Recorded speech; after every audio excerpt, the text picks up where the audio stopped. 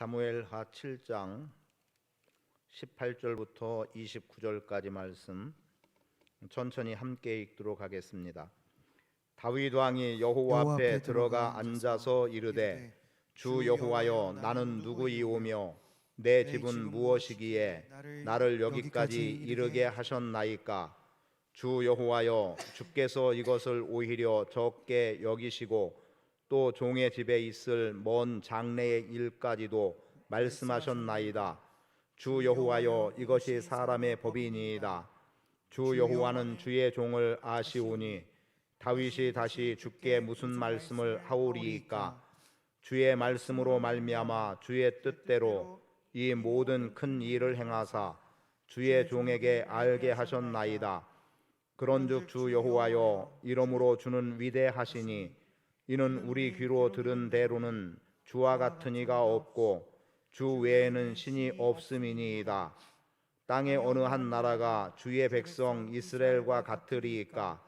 하나님이 가서 구속하사 자기 백성으로 삼아주신 명성을 내시며 그들을 위하여 큰 일을, 주의 땅을 위하여 두려운 일을 애굽 많은 나라들과 그의 신들에게서 구속하신 백성 앞에서 행하셨사오며, 주께서 주의 백성 이스라엘을 세우사 영원히 주의 백성으로 삼으셨사오니 여호와여, 주께서 그들의 하나님이 되셨나이다.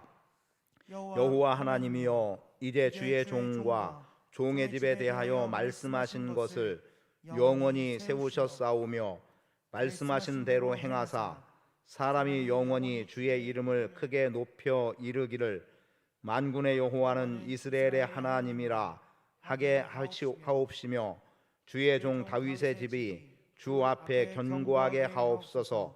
만군의 여호와 이스라엘의 하나님이여, 주의 종의 길을 여시고 이르시기를 내가 너를 위하여 집을 세우리라 하셨으므로 주의 종이 이 기도로 주께 간구할 마음이 생겼나이다. 주 여호와는 오직 주는 하나님이시며 주의 말씀들이 참되시니이다. 주께서 이 좋은 것을 주의 종에게 말씀하셨사오니 이제 청하건대 종의 집에 복을 주사 주 앞에 영원히 있게 하옵소서. 주 여호와께서 말씀하셨사오니 주의 종의 집이 영원히 복을 받게 하옵소서 하니라. 아멘.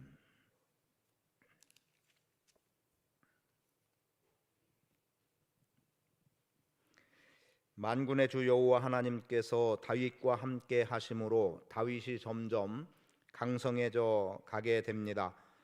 다윗이 유다의 왕으로 기름 부음 받은 지 7년 반, 그리고 이제 사울 왕이 죽은 이후에 결국 이스라엘이라고 하는 후대로 표현한다면 북왕국 이스라엘 정도가 되겠죠.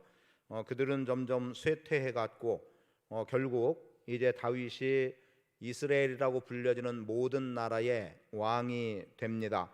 그렇게 왕이 된 가운데 다윗의 마음속에 하나 어떤 마음이 들었냐면 하나님의 전을 건축해서 하나님께 드려야 되겠다라고 하는 마음을 갖게 되죠. 왜냐하면 자기는 좋은 왕궁에 지금 거하고 있는데 하나님의 법궤는 여전히 천막 가운데, 텐트 가운데 있다는 거였습니다.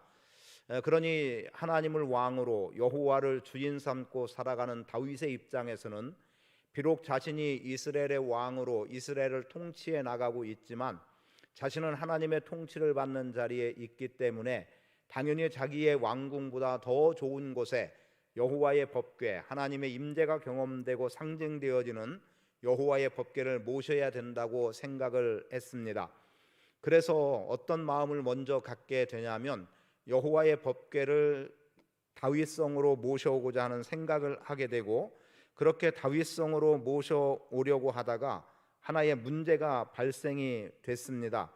그것은 블레셋 군대에 의해서 빼앗겼던 법궤, 그 법궤가 다곤의 신전에 있었을 때 지금 하나님께서는 다곤의 신전에 재앙을 내림으로 인해서 블레셋 사람들이 섬기는 다곤 신상이 넘어지게 되고 부러지게 되고, 그래서 하나님만이 강한 하나님인 것을 여실히 드러내게 됩니다. 그래서 이들이 지혜자들을 불러서 어떻게 하면 우리가 이 재앙을 면할 수 있겠느냐, 그래서 제한된 내용이 금지, 즉 독종을 상징하는 금지 5을 만들어서 이 법궤를 수레를 매보지 않은 암소 2마리에다가 메워서 이스라엘 땅으로 보내면 되겠다는 거였습니다. 그런데 그렇게 보내고자 했던 일 가운데 문제가 하나 있었지요. 그 문제가 뭐였습니까? 지금 이스라엘 땅으로 가지고 오려고 했던 그 법궤가 온전하게 이스라엘 땅으로 들어오지 못하는 일이 있게 됐던 겁니다. 그래서 여전히 블레셋 땅에 법궤가 머물러 있었는데 이제는 다윗이 그 법궤를 여호와의 다윗의 성전으로 모셔 드리겠다는 거였어요. 그런데 그렇게 가져오려고 하던 법궤에 말씀드린 그대로 문제가 뭐였습니까? 우사에 의해서 결국 이 우사의 죽음이라고 하는 사건이 다윗으로 하여금 법궤를 가져오는 것을 중단하게 만드는 사건이 6장 말씀에 기록이 돼 있습니다. 어찌 보면 우사의 입장에서 보면은 당연히 넘어지려고 하는 법궤를 붙들어서 넘어지지 않게 해야 됐겠지요.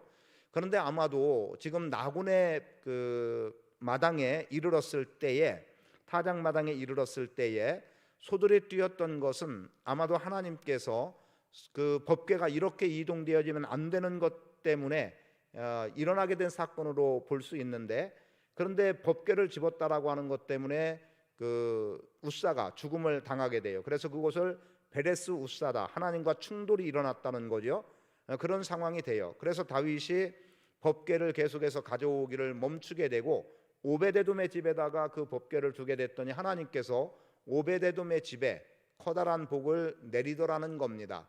그래서 결국 다윗이 다시 그 소식을 듣고 난 후에 법궤를 이스라엘 땅으로 모셔오고자 할 때 이번에는 수레가 아닌 원래 출애굽기 25장을 통해서 말씀해 주셨던 그대로 법궤를 메고 오는 방법을 통해서 안전하게 다윗성으로 법궤를 모셔오게 되는 내용. 그러한 내용 이후에 다윗의 마음속에는 하나님의 법궤를 위해서 성전을 지어야 되겠다라고 하는 마음을 갖게 됐어요. 그래서 나단 선지자에게 그것을 이야기했더니 나단 선지자가 왕이 좋은 대로 하십시오. 왜냐하면 그것은 곧 하나님께서 왕에게 허락하신 거고 성령이 다윗 왕에게 함께했기 때문에 그것은 성령이 주신 생각으로 나단 선지자가 생각을 하게 됐던 거예요. 그래서 이행을 하려고 하는데 그날 밤에 하나님께서 나단 선지자에게 나타난 겁니다. 제가 미드라시라고 하는 성경을 조금 참고할 만한 어떤 책에 대한 이야기를 했었습니다. 거기에 내용에 보면 그런 내용이 나와요. 지금 다윗은 하나님을 사랑하는 마음이 크기 때문에 지금 요나단의 말이 떨어지자마자 곧바로 성전을 지으려는 행동에 들어갈 거라는 거예요. 그래서 하나님께서 그 밤에 즉시 나단 선지자에게 나타나셔서 아니다, 너를 통해서 성전을 지을 것이 아니라 내가 너의 후손을 견고하게 세워줄 건데 너의 후손을 통해서, 즉 우리가 성경을 아는 입장에서 솔로몬에 의해서 성전이 지어질 것이라고 하는 것을 말씀해 주시게 되는 겁니다. 이러한 말씀을 받게 되고 결국 다윗은 자기가 가지고 있었던 성전 건축에 대한 마음, 어쩌면 접어둔 거지만 완전히 접어둔 게 아닌 것은 그가 솔로몬이 성전을 건축할 수 있는 모든 준비를 다 마련하고 있다는 겁니다. 그렇게 함으로 인해서 솔로몬은 성전을 짓는 일에 지체할 일도 없고 문제가 될 일도 없고 그리고 순탄하게 성전을 지어서 하나님의 법궤를 그곳에 모실 수 있게 되는 거죠. 그런데 오늘 본문의 말씀은 다윗이 그 마음을 가졌을 때, 즉 성전을 건축하고자 하는 마음을 가졌을 때 하나님 쪽에서는 아니라고 거절하는 거죠. 너를 통해서 이 일을 이루지 않겠다. 대신에 하나님이 어떤 약속의 말씀을 주시냐면 내가 너의 마음을 안다는 거예요.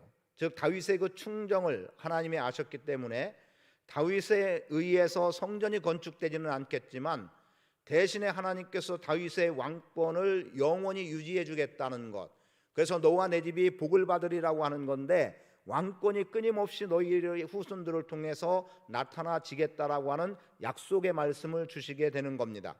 그리고 내가 너를 위해서 집을 지어주겠다라고 하는 말씀을 포함해서 주시게 되는 거예요. 이러한 말씀을 받았을 때 다윗이 이제 비로소 하나님 앞에 기도하고 있는 내용이 지금 본문 18절 이하를 통해서 주어지는 내용입니다. 자, 18절 말씀해 보니까 뭐라고 말씀해요? 다윗 왕이 여호와 앞에 들어가 앉아서 이르되 주 여호와여, 나는 누구이오며 내 집은 무엇이기에 나를 여기까지 이르게 하셨나이까? 라는 거죠. 다윗이 볼 때 우리로 생각하면 이런 거예요. 내가 도무지 이만한 은혜를 입을 자격이 없는데 하나님이 나에게 이 정도의 이렇게 커다란 은혜를 주실 수 있을까? 나같이 미천한 사람을 들어서 이 영광스러움의 자리에 올려놓으실 수 있을까? 하나님, 내가 누굽니까? 나는 미천한 존재입니다. 우리 집은 어떻습니까? 내세울 만한 것 없습니다. 그런데 하나님께서 목동으로 있었던 나를 이스라엘을 다스리는 주권자로 삼아주신 것, 이것이 하나님 앞에 커다란 감사로 드러나게 돼 있는 거예요. 그래서 다윗이 나는 하나님이 보실 때 사실은 내가 나를 보아도 미천한 정도고 도무지 왕이 될 만한 자리에 있는 사람이 아님에도 불구하고 하나님께서는 나를 그렇게 세워주셨다는 것에 감사로 나가고 있는 모습을 보여주고 있습니다. 사실 이것은 오늘 우리의 삶에도 드러나야 되는 문제 가운데 하나죠. 뭡니까? 하나님께서 나에게 베풀어 주신 은혜가 크면 클수록 우리가 갖게 되는 생각은 하나님 앞에 우리는 점점 작아지는 거예요. 소위 말해서 이런 말씀이죠. 죄가 더한 곳에 하나님의 은혜가 더 크게 임한다는 것과 같은 논리로 본다고 하면 하나님의 은혜가 크면 클수록, 크다면 큰 대로 나는 오히려 하나님 앞에 전혀 드러날 수 없는 존재, 인정받을 수 없는 존재, 또는 내 쪽에서 내세울 수 없는 존재, 나를 자랑할 수 없는 존재라는 거죠. 그래서 오늘 하나님 앞에 우리가 먼저 기도할 때에 가져야 되는 마음의 자세는 하나님 앞에 나는 작은 자입니다인 거예요. 그런 작은 자를 하나님이 나를 들어서 크게 하셨고 강하게 하셨고 이스라엘의 주권자 삼아주셨고, 오늘 우리의 구원의 문제도 마찬가지 아닙니까? 죄의 삭슨 사망이라고 하는 선언 아래 우리는 놓여 있고 도무지 하나님의 은혜를 입을 만한 자격 없는 나를 하나님이 부르셨습니다. 택하시고 부르시고, 조금 전에 하나님의 은혜라는 찬양을 했습니다만 나를 지으신 하나님, 나를 부르신 하나님, 구원으로까지 나를 불러주셨고 그리고 이제 사명을 주셔서 나를 보내신 이 모든 것이 하나님의 은혜인 겁니다. 그러니까 오늘 우리가 하나님 앞에 낮아지면 낮아질수록 하나님은 높여지는 것이고, 그리고 내가 낮아짐을 인정할 때 하나님의 은혜가 얼마나 나에게 크게 임했는가를 우리는 고백할 수 있게 되는 거죠. 그렇기 때문에 여러분의 삶 속에서는 주님이 여러분을 알고 계심에 대한 그 믿음으로 서나갈 수 있기를 바라고, 그리고 주님이 나를 알고 계시는데 내가 주님 앞에 뭐 더 이야기할 게 있겠습니까? 라는 태도는 오늘 우리의 겸손함이 되는 겁니다.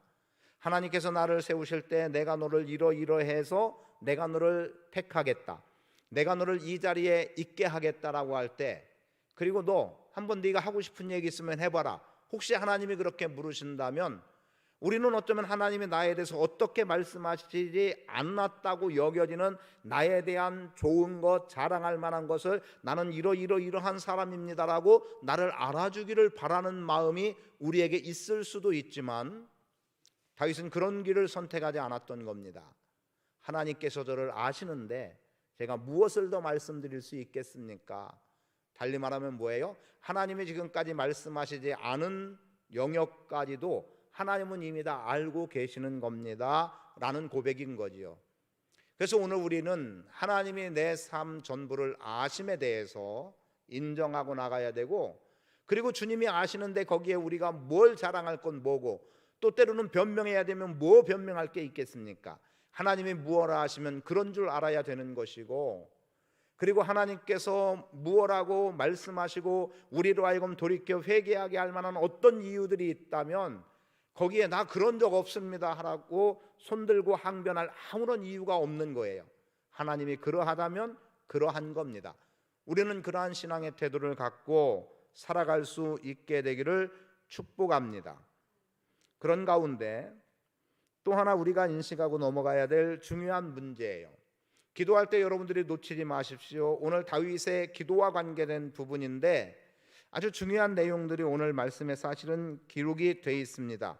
먼저 27절의 말씀을 보겠습니다. 27절에 보면 만군의 여호와 이스라엘의 하나님이여 주의 종의 귀를 여시고 이르시기를 내가 너를 위하여 집을 세우리라 하셨으므로 주의 종이 이 기도로 주께 간구할 마음이 생겼나이다. 그동안 기도 안 했다는 거 아닙니다. 다윗은 하나님과 친밀함을 가지고 있었어요. 오늘 말씀의 제목을 말씀 그리고 기도라고 한 의도가 뭐냐, 그냥 다윗의 기도 이렇게 하려고 하다가 하나님의 말씀과 다윗의 기도 또 이것도 생각했다가 좀 축소시키는 바람에 간단하게 말씀 그리고 기도 이렇게 했어요. 뭡니까? 오늘 우리가 진짜 기도해야 되는 내용이 있어요. 놓치지 말아야 되고 잊지 말아야 되고 반드시 기도해야 되는 내용 하나가 있는데 그게 뭐냐? 하나님이 말씀해 주신 말씀을 붙들고 기도하라는 겁니다. 말씀에 근거한 기도를 하라는 거예요.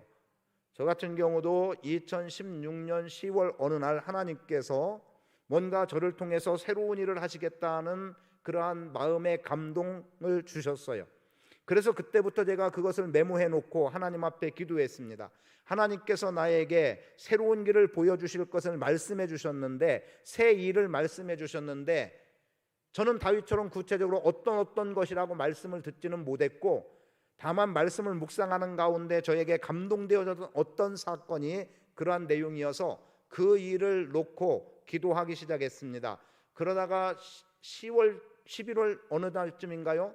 어떤 계기가 생겨서 하나님께서 저에게 첫 번째의 한 사건을 허락해 주셨고, 그리고 또 이어서 두 번째 또 다른 일을 저에게 허락하셔서 다른 어떤 곳에서 설교하면서 말씀을 전하면서 움직여 나갈 기회를 또 주셨었고, 그리고 이미 여러분에게 말씀해 주신 대로 세 번째 우리 교회에 담임으로 부름받는 사건이 있었던 겁니다. 제가 다 상세하게 말씀드리지 못하는 이유는 뭐 그게 안 됐거나 아니면은 뭐 좋지 않은 것 때문에 말씀드리지 않는 게 아니라, 그건 사실은 지금 여러분에게 꼭 필요한 얘기는 아니기 때문에 제가 담임으로 오게 됐던 세 번째 것의 계기만 말씀을 드리는 거예요. 뭐냐? 하나님이 내가 너를 통해서 무언가 새로운 일을 할 것이다라고 할 때 그 말씀을 붙들고 그 새로운 일이 무엇인지를 하나님께 묻고, 그리고 그 새로운 일을 보여주시기를 구하고, 그러는 속에서 첫 번째, 두 번째, 세 번째의 사건, 근데 이 첫 번째, 두 번째, 세 번째의 사건이 2003년 어느 날과 똑같은 계기로 저에게 다가왔던 거예요. 그래서 세 번째에 주저하지 않고 제가 우리 교회 후임으로 오는 것에 대해서, 담임으로 오는 것에 대해서 기꺼이 선뜻 대답을 할 계기가 됐었죠. 그러니까 여러분의 삶 속에서도 하나님께서 여러분을 통해서 무언가 이루겠다는 것, 또는 하나님께서 여러분에게 어떤 사인을 주시고 말씀을 주신 것 있다면 그것 붙들고 기도하세요. 반드시 그 일에 대한 성취가 여러분들에게 주어질 것입니다. 지금 다윗이 뭐라고 말합니까? 주께서 나에게 말씀해 주셨습니다. 그것 때문에 내가 용기를 내서, 그것 때문에 내가 힘을 얻어서 기도할 용기, 기도할 힘을 얻었습니다라는 거예요. 그래서 나는 그것 놓고 그 말씀 붙들고 기도하겠다는 거예요. 여러분, 하나님의 말씀이 여러분에게 임하기를 축복합니다. 그리고 그 말씀대로 붙들고 여러분이 기도하기를 원합니다. 그럼 여러분에게 주신 말씀이 그대로 성취라고 하는 결과로 반드시 온다는 것 기억하십시오. 하나님은 우리에게 말씀하시는 분이고 약속하시는 분이고, 그 말씀, 그 약속은 반드시 성취되게 하시는 분이기 때문에 오늘 우리는 하나님께서 우리에게 말씀해 주신 것, 그 말씀을 붙들고 나가면 결과를 보게 되는 거예요. 지금 27절 말씀이 떴습니다만 뭐라고 말하고 있어요? 내가 너를 위하여 집을 세우리라 하셨으므로, 내가 너를 위하여 집을 지으리라 하셨으므로. 그래서 다윗이 하나님 앞에 기도하게 되는 거예요. 내가 주의 종이 이 기도로, 즉 내가 너를 위하여 집을 세우리라고 하는 그것을 기도로 삼고 주님께 그 일을 놓고 간구할 마음이 생겼다는 거죠. 그리고 그 일이 이루어졌을까요? 안 이루어졌을까요? 이루어진 겁니다. 다윗이 생명의 수를 다할 때까지 사울은 중간에 적에 의해서 죽임을 당했지만 다윗은 어떻습니까? 그가 수를 다해서 죽었습니다. 그리고 죽은 이후에 여전히 나라는 강대한 나라의 모습을 놓치지 않고 나갈 수 있었음을 보게 되죠. 그리고 후에 비록 포로로 잡혀가는 일이 있어서 이제 더 이상 이스라엘은 끝인가? 여긴 유다를 말하는 겁니다. 이스라엘은 끝인가라고 했지만 하나님은 어때요? 지금 다윗에게 이렇게 말씀하신 내가 너를 위하여 집을 세우리라고 하는 말씀 때문에라도 하나님은 어떻게 하십니까? 이들로 하여금 70년 만에 귀환하는 은혜를 허락해 주셨습니다. 그리고 주전 516년에 성전을 재건해서 하나님 앞에 올려드리는 스룹바벨의 성전이 다시 한번 이루어지게 되는 겁니다. 그러니까 여러분, 하나님의 약속은 반드시 이루어져요. 그리고 이 이루어짐의 궁극적인 최고의 기점이라고 말할까요? 무엇이었습니까? 다윗의 후손에서 예수 그리스도가 이 땅에 오게 하시고 예수 그리스도를 통해서 구원의 역사를 이루셨습니다. 그리고 교회를 세운 거예요. 다윗에게 내가 너를 위하여 집을 세우겠다라고 하는 이걸 뒤집어 말하면 내가 나를 위한 나의 집을 너를 통해서 짓겠다는 거예요. 그리고 결국 교회를 세우셔서 오늘 교회는 영원히 이 땅에 존재하게 하셨고, 교회는 무너질까 했는데 사라질까 했는데 교회는 다시금 힘을 얻는 겁니다. 미국 교회도 점점 쇠퇴해 간다고 어느 날 말이 나왔는데, 그런데 지금 미국 교회는 더 부흥의 길로 나가고 있다는 거예요. 그러면 한국 교회는 어떨까요? 한국 교회 급성장이라고 하는, 그래서 사실은 어쩌면 오래가지 못할 듯한 모습을 사실은 보인 겁니다. 그러면서 점점 줄어들었죠. 급성장 때문에 우리의 의식이 완전히 바뀌어지지 않은 이유도 있어요. 그러다 보니까 교회가 적지 않은 사회의 문제들을 야기하기도 했지만, 그러나 하나님께서 어느 순간 또다시 교회를 더 든든하고 거룩하게 세워나가서, 그래서 우리를 통해서 여전히 하나님의 나라 주님의 몸된 교회는 든든하게 세워나가실 것이라고 하는 분명한 믿음, 이게 오늘 우리 안에 있어야 됩니다. 그래서 교회의 영원함을 위해서 기도해야 됩니다. 다윗이 기도했던 내용 27절, 그래서 기도하는 가운데 뭐라고 말합니까? 29절, 이제 청하건대 종의 집에 복을 주사 주 앞에 영원히 있게 하옵소서. 주 여호와께서 말씀하셨사오니 주의 종의 집이 영원히 복을 받게 하옵소서. 이게 오늘 여러분의 기도 제목이 되기를 원합니다. 하나님이 나를 지으셨고 하나님이 나를 부르셨고 하나님이 나를 보내셔서 사명을 감당하게 하시고 하나님 나라의 영광을 위해서 살아가게 하실 텐데, 하나님 약속하신 그대로 내 집이 영원히 복을 받게 하옵소서. 하나님은 하나님의 말씀에 순종하는 자들에 대해서 천대에 이르기까지 복을 주시겠다고 말씀합니다. 여러분, 천대에 이르는 은혜가 여러분 안에 있게 되기를 축복합니다. 그래서 지금 여러분들의 자녀, 반드시 하나님이 주시는 은혜 속에 또 여러분의 자녀의 자녀를 보게 되는 복의 복을 보는 놀라운 역사가 오늘 여러분 삶 가운데 주어지기를 축복합니다. 오늘 새벽에 드렸던 말씀에 조금 더 말씀을 더하여 드리는 내용인데, 그런데 제가 오늘 새벽 말씀 속에서 그냥 제가 가장 기쁘게 받았던 내용 하나가 있습니다. 그건 24절의 말씀이었어요. 24절 말씀을 한번 같이 읽어보겠습니다. 시작. 주께서 주의 백성 이스라엘을 세우사 영원히 주의 백성으로 삼으셨사오니 여호와여 주께서 그들의 하나님이 되셨나이다. 여기에 하나님께서 뭐 기뻐하셨다, 즐거워하셨다 이런 표현은 나오지 않지만, 제가 말씀드린 그대로 무슨 생각이 떠올랐냐면, 부모와 자녀가의 관계 속에서 간혹 있어지는 이야기였던 겁니다. 그게 뭐냐면, 부모 입장에서 가끔 자녀들에 대해서 뭐라고 말해요? 네가 내 아들이어서, 네가 내 딸이어서 엄마는 참 기쁘다, 감사하다, 고맙다, 이런 표현들을 부모 입장에서 대개 엄마와 딸의 관계 속에서 많이 주어지는 내용 중에 하나입니다. 그렇지요. 네가 내 딸로 태어난 것 감사하다, 그리고 이렇게 커주는 것 고맙다는 거예요. 뭐 대단한 효를 하고 뭐 엄청난 부를 안겨주고 이러서겠습니까? 그거 아니에요. 그냥 내 자식이기 때문이에요. 또 자식은 어떻게 대답을 합니까? 엄마가 내 엄마여서 고마워요, 이런 대답들을 한단 말이죠. 그 내용이 떠오르면서 굉장히 기뻤습니다.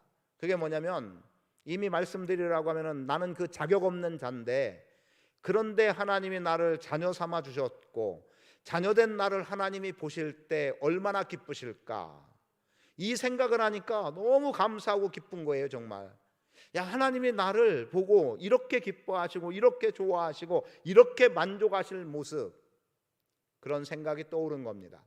제가 어떤 작가, 지금 작가 이름이 이순구라는 작가 같아요. 이순자 구자, 정확한 기억인지 모르겠는데요, 어느 날 제가 인터넷에서 그림 하나를 보고 야, 이런 웃음이 있구나라고 생각한 그림이 있었어요. 얼마나 밝고, 야, 이게 웃음이구나 라는 생각을 했어요. 그래서 그걸 클릭하고 찾아 들어가고 했더니 그 웃는 모습들이 여러 모양으로 그려지는데 대개 남자 아이의 모습이에요. 그런데 머리 박박 깎아서 머리카락 몇 개 나지 않는 그냥 삐쭉삐쭉한 그러한 머리카락을 갖고 있고, 그리고 얼굴은 동그랗고 웃는 입은 크게 그려지는 내용이에요. 그런데 거기에 또 가족도 있어요. 그게 사실은 할아버지, 할머니, 엄마, 아빠, 형제가 그려진, 그게 좀 선명했으면 제가 그것을 뽑았을 텐데 그 선명함이 떨어져서 제가 다른 것 하나 3명이 있는 걸 뽑았다가 지금 그 얼굴만 크게 부각된 하나를 뽑아서 게시판에다 붙여놨어요. 그리고 교회는 예수 그리스도를 머리로 한, 우리는 예수 그리스도를 머리로 한 교회입니다 라고 하는, 그래서 맨 위에 우측, 게시판 맨 우측에 아주 웃는 얼굴, 뒤는 아마 뭐 태양 같은 의미가 되겠죠. 둥그렇게 노란 색깔을 띤 배경에 둥그런 얼굴 하나. 이런 얘기 해도 괜찮을지 모르겠는데 저는 감사해서 한 얘기고 정말 귀엽고 이뻐서 한 얘기였어요.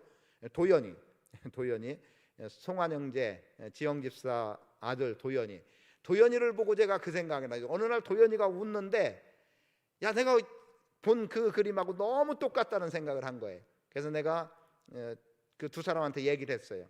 그리고 그 그림을 하나 제가 카톡으로 보내줬어요. 얼마나 밝고 예쁜지 몰라요. 한번 여러분도 한번 봐보세요. 정말 여러분이 보고 여러분 마음에 저만 그런 걸 느끼지 않을 것 같아요. 여러분도 그 그림 보면 마음이 편해지고 정말 유쾌하게 여겨지고 우울했던 감정도 한순간 다 날아가 버릴 것 같은 그림이에요. 그 웃는 모습 얼마나 아름답고 멋있고 예쁜지 모릅니다. 야, 하나님이 나를 보실 때 이렇구나 라고 생각하니까 엄청 기뻤습니다. 여러분 어떻습니까? 하나님이 여러분의 하나님 되심이 여러분에게 얼마나 커다란 기쁨입니까? 기쁨이죠. 말할 수 없는 기쁨이에요. 그러면 내가 하나님의 자녀됨이 하나님께는 또 얼마나 기쁠까를 상상해 보세요. 그려 보세요. 아, 나 때문에 하나님이 이렇게 기뻐하시겠지. 그걸 그려 보세요. 그리고 그 기뻐할 모습으로 인해서 여러분이 또 한 번의 기쁨과 감사가 넘쳐나도록 해보세요. 사실은 내가 나를 봐도 부족해요.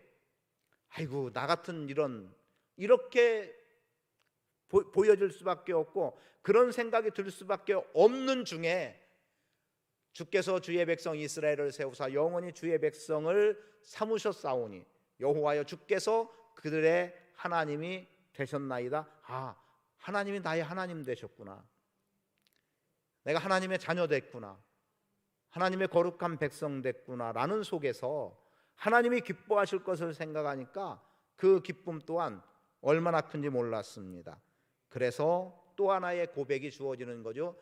주 외에는 다른 신이 없습니다 입니다. 22절 그런즉 주 여호와여 이러므로 주는 위대하시니 이는 우리 귀로 들은 대로 주와 같은 이가 없고 주 외에는 신이 없음이니이다. 세상에 무수한 신들이 있다고 하지만 신 위에 참신은 오직 주 여호와 하나님임을 선포합니다. 하나님만이 참신이 되시고 하나님만이 여러분의 신이 되어주심, 주와 같은 이 없음을 그렇게 고백하며 살아갈 수 있게 되기를 축복합니다. 그런 속에서 표현된 내용이 하나 있죠. 이스라엘 같은 민족이 어디 있겠습니까? 라는 거예요. 그런 나 같은 사람이 어디 있겠습니까? 가장 커다란 은혜를 입은 거죠. 우리 교회 같은 교회가 어디 있겠습니까? 라는 고백 또한 우리에게 필요한 부분이 되는 겁니다. 그래서 다윗의 집의 견고함, 이 견고함이 당연히 따를 수밖에 없는 것 하나를 말씀드린다면, 다윗의 집의 견고함은 곧 하나님의 영광으로 이어지고 있는 거예요. 만약에 다윗의 집이 무너진다, 하나님의 영광이 사라지는 거예요. 그럼 맞물려 있는 겁니다. 여러분, 그렇게 결탁되어져 보세요. 하나님과 나를 뗄 수 없는 관계로 만들어서 내가 잘못되면 하나님의 이름에 누가 되는 것, 내가 잘되면 하나님의 이름이 높여짐, 이렇게 연결해 본다면 다윗의 집의 견고함은 하나님의 이름이 높임 받는 것으로 연결됩니다. 그리고 주님의 몸된 교회가 영원히 복을 받을 수 있음에 감사함으로 설 수 있어야 합니다. 미드라시에 나온 내용 하나로 말씀을 정리하겠습니다. 하나님은 이스라엘 백성들이 영원히 간직하게 될 몇 가지를 선물로 주셨다는 거예요. 이건 성경 자체는 아닙니다. 그런데 또 다를 바 없는 내용이에요. 첫째, 이스라엘 땅을 영원히 간직하도록 이스라엘 백성들에게 선물로 주셨다는 겁니다. 아니, 이스라엘 백성들에게 이스라엘 땅 준 게 뭘 당연한 것 아냐? 우리나라 사람들에게 이 땅 주신 거 당연한 거 아냐? 라고 할지 몰라도 지금 러시아와 우크라이나의 관계 속에서 전쟁은 땅을 뺏고 빼앗기는 그러한 일들의 하나죠. 그런데 몇 년 전인 거죠. 정확히 언제인지는 기억이 없는데 크림반도라는 데를 병합시켜 버렸습니다. 러시아가 무력으로, 힘에 의해서. 그리고 지금 또 몇 군데 점령 지역, 서너 군데의 점령 지역을 요즘 위기를 겪는 속에서 빨리 지금 러시아와 통합하는 과정으로 나가는데 주민 투표를 했다는 것 아닙니까? 근데 서방에서는 저거 조작된 거다라고 하는데 80~90%가 다 찬성을 해가지고 병합 쪽으로 몰고 나가요. 그런데 막 강제해가지고 투표했다는 내용부터 여러 가지 부정한 것들이 나오지만 뭐 그들이 그거 따지겠습니까? 당연히 병합이라고 하는 이름으로 가는 거죠. 왜냐하면 그렇게 해서 러시아의 영역으로 만들어 놓고 지금 우크라이나에게서 뺏은 땅임에도 불구하고 병합시켜 나감으로 인해서 이제 이것은 러시아 땅이다. 그래서 이걸 되찾기 위해서 우크라이나가 계속해서 공격해 온다면 이것은 러시아의 영토를 공격한 것이 돼서 이제 핵을 또 사용해 보겠다는 쪽 아니겠습니까? 물론 그렇게 나가지 않아야 되겠다고 생각하지만 그렇게 본다면 우크라이나 땅을 지금 러시아가 점령하고 있는 거죠. 근데 이스라엘 땅은 그리하지 않겠다는 겁니다. 하나님께서 아브라함에게 뭐라고 말씀하세요? 너와 너의 자손이 영원할 것이라는 말씀을 주시죠. 그들에게 약속했던 젖과 꿀이 흐르는 가나안 땅 주겠다고 약속했고 그 땅을 지금까지도 하나님은 허락해 주신 겁니다. 이스라엘 땅은 영원하다. 그 오늘 우리도 마찬가지예요. 여러분에게 허락하신 하나님의 은혜의 풍성함을 통해 누리게 되고 얻게 되는 것들 영원히 여러분의 것으로 남을 수 있게 되기를 축복합니다. 사실 무엇을 사고 팔고라고 하는 이 개념 어떻게 다 표현할 수는 없겠습니다만 교회는 교회의 것을 함부로 팔거나 함부로 남의 손에 넘기면 안 됩니다. 여러분, 하나님의 것 하나님의 것으로, 또 우리에게 주신 것 우리의 것으로, 그게 곧 하나님의 것임을 알고 잘 간직하는 것 필요한데 특히 땅의 문제가 그러했습니다. 두 번째, 우리 가운데 있는 여호와의 영광, 이것을 이스라엘 백성이 영원히 간직하도록 준 선물 중에 하나라는 겁니다. 하나님은 당신의 영광을 이 세상 어느 나라에 두지 않았다는 거죠. 어디에 뒀다는 겁니까? 이스라엘 백성들 사이에. 하나님의 영광은 영원히 이스라엘 것이라고 말씀하셨다는 거예요. 선물로 주셨다는 거예요. 그리고 마지막으로 하나 더 있는데 다윗의 왕권입니다. 이건 뭐 지금도 말씀을 통해서 주는 것 아닙니까? 다윗의 왕조는 끝나지 않는다는 거예요. 그 끝나지 않음에 아직도 결국은 아니라고 보는 게 지금도 구원의 역사는 이루어지고 있기 때문에 메시아의 오심과 메시아의 구원의 성취로 끝이라고 보지 않는 이유는 지금도 여전히 예수님은 하나님 보좌 우편에서 구원을 위해서 열방을 위해서 기도하고 계신다는 것 전제할 때 다윗 왕조가 끝나지 않는 것은 메시아 때에 지금 잠시 사라진 것 같더라도 메시아의 오심과 더불어 다윗의 왕조는 다시 등장한 거예요. 구약으로 본다면 말라기로부터 마태복음까지 400년의 공백 기간이 있습니다. 하나님이 침묵하셨다고도 말하고 있어요. 그래서 더 이상 끝이라고 봤는데 메시아의 탄생이 결국 다윗 왕권의 연장으로 오고 있는 거죠. 그래서 사라지지 않음을 말해주고 있어요. 다윗 왕조는 끝이 없이 주어지고 있다는 거예요. 그럼 지금은 어떻습니까? 교회 생활을 하는 지금 우리의 눈에 예수님은 보이지 않지만 예수님의 다시 오심이 있는 거죠. 예수님의 다시 오심과 더불어서 다윗의 왕권은 다시 한번 드러나게 돼 있다는 겁니다. 여러분에게 주시는 하나님의 은혜, 여러분이 영원히 간직하게 될 몇 가지의 선물, 그 선물들이 있다면 그 선물을 받아 누리시길 바랍니다. 그것 중에 하나는 땅이 여러분의 것 되길 바라고요. 여호와의 영광이 여러분과 연결되어서 여러분의 잘됨이, 여러분의 견고함이 결국은 하나님의 영광으로 드러내지는 은혜가 있기를 바라고요. 다윗에게 주어진 왕권, 왕조가 끝나지 않음처럼 여러분의 생명의 계대 그리고 신앙의 계대가 끊임없이 이어지는 복 있는 성도의 삶을 사시기를 축복합니다. 그 은혜로 승리